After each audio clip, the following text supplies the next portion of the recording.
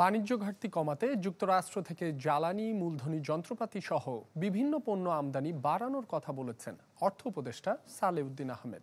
সচিবালয়ে ক্রয় সংক্রান্ত উপদেষ্টা কমিটির সভা শেষে জানান, আগামী 19 এপ্রিল যুক্তরাষ্ট্র সফরে যাওয়ার কথা রয়েছে তার। সেখানে জিএসপি নিয়েও আলোচনার কথা বলেন উপদেষ্টা।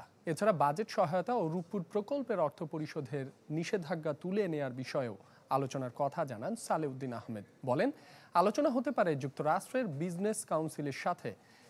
এদিনের সভায় 2 কার্গো এলএনজি কেনার অনুমোদন দেওয়া হয়। আমাদের কতগুলো বাজেট সাপোর্টের ইস্যু আছে, আর কতগুলো প্রজেক্ট ওরিয়েন্টেড ইস্যু আছে। ওয়ার্ল্ড ব্যাংক আছে, এডিবি আছে, আইএমএফ আছে, অপেক ফান্ড আছে, সেগুলো নিয়ে আলাপ করব।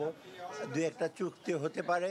আমাদের ট্রেজারির সাথে রূপপুর প্রজেক্টটা নিয়ে একটু ইস্যু আছে, পেমেন্টের ব্যাপার নিয়ে, ওটা নিয়ে আমরা অলরেডি আলাপ করেছি। স্যাংশন আছে, ওরা স্পেশাল কিছু করা যায় কিনা ওই ব্যাপারে।